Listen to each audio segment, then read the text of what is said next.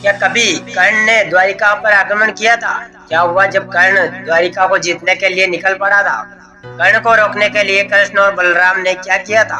आखिर क्यों कर्ण को द्वारिका जीतने की इच्छा हुई और फिर कैसे कृष्ण अवतार? आइए जानते हैं कि मजेदार कहानी। कर्ण महाभारत के सबसे प्रभाववान व्यक्ति में से एक माने जाते हैं। उन्हें अपने व्यवहार के जरिए यह संदेश दिया कि व्यक्ति को वचनबद्ध होने का महत्व समझना चाहिए और साथ ही उन्होंने यह भी संदेश दिया कि बिना सोचे समझे किशोरावस्था से ही कर्ण युद्ध कला में पारंगत थे। कर्ण की शक्ति अर्जुन और दुर्योधन से कम नहीं थी। इसके बाद में इंद्र द्वारा किया गया अमोघ अस्त्र था जिसे इंद्र ने कवच और कुंडल के बदले दिया था। उन्हें इंद्र ने कहा था कि तुम इसका प्रयोग केवल एक ही बार कर सकते हो। यह जिस पर भी चलाया जाएगा वह निश्चित ही मारा जाएगा। कर्ण भले ही एक कुशल धनुर्धर है, लेकिन ये वही भगवान श्री कृष्ण जैसा उत्कीर्ण है और साहस से भरा हुआ योद्धा पूरे द्वापर युग में कोई दूसरा नहीं था। अपनी असीम शक्ति से भी किसी को भी भर से पराजित कर सकते थे।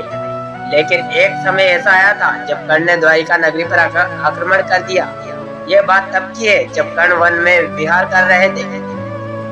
उस समय कौरव ऊपर के गंधर्वों ने आक्रमण कर दिया था और इस बीच गंधर्वों ने दुर्योधन को बंदी बना डाला था। गंधर्वों का राजा चित्रसेन था जिसने कई सारी माया का प्रयोग करके कौरवों को हरा दिया था। इस उम्र में कर्ण पर भी गंधर्वों ने आक्रमण किया, अंकित धनुष को तोड़ दिया।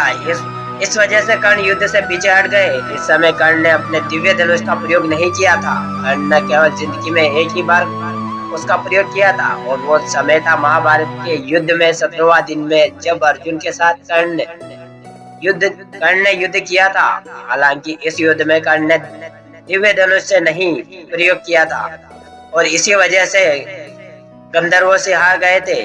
उनके सामने ही उनके मित्र दुर्योधन को बंदी बना लिया गया था। लेकिन दोस्तों, क्या आप जानते हैं जब दुर्योधन को बंदी बना लिया गया तब किसानों ने छुड़वाया था तो वहां से पीछे हट गया था, लेकिन अर्जुन ने दुर्योधन को वहां से मुक्त करवाया था। भीम और अर्जुन गंधर्वों के पास गए और अपने राजा दुर्योधन को मुक्त कराने के लिए उसने निवेदन किया। इसी दिन के बाद से कर्ण को लोग भगोड़ा कहकर पुकारने लगे और तो और उनकी वीरता पर भी लोगों ने कई सवाल उठाए थे। कर्ण अपना खोया हुआ सम्मान वापस पाना चाहता था और उसके लिए उसने दिग्विजय यात्रा शुरू कर दी। कर्ण की यात्रा तब शुरू हुई थी जब पांडवों की 12 वर्ष का वनवास और 1 वर्ष का अज्ञातवास मिला था। इस समय दुर्योधन के समय मुश्किल यज्ञ था, फैशन को किया था और इसी समय कर्ण अपनी विशाल सेना के साथ दिग्विजय यात्रा पर निकल पड़ा। सबसे पहले कर्ण ने पांचाल नरेश द्रुपद के राज्य पर आक्रमण किया। कर्ण द्वारा राज्य को घेर लिया जाने के बाद द्रुपद और कर्ण के बीच एक भयंकर युद्ध हुआ।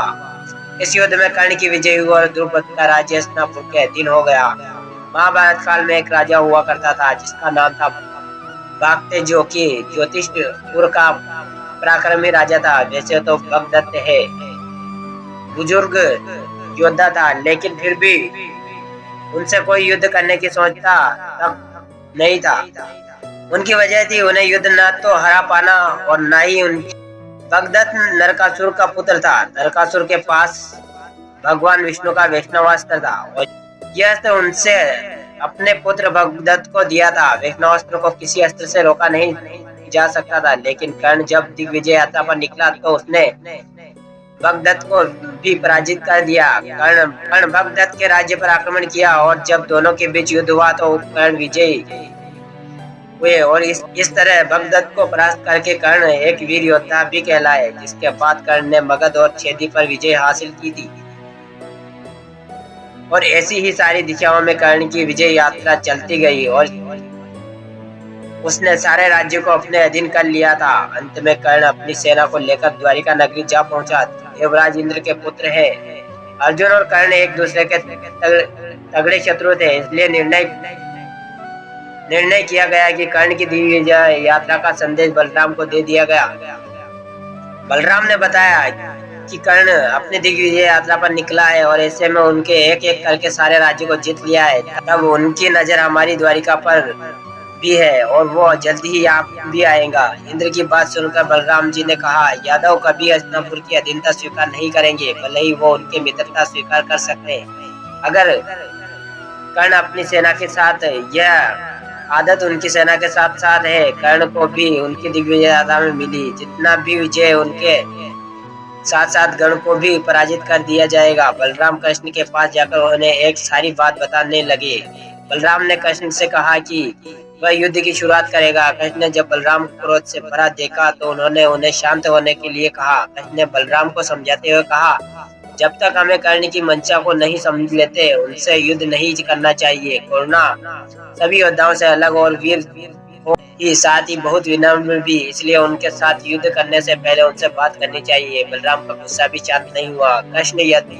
कृष्णमय यादव सेना के साथ द्वारिका के द्वार पर पहुंच गए तो उस समय कृष्ण की यादव यानी नारायणी सेना का मुकाबला कोई नहीं कर सकता था।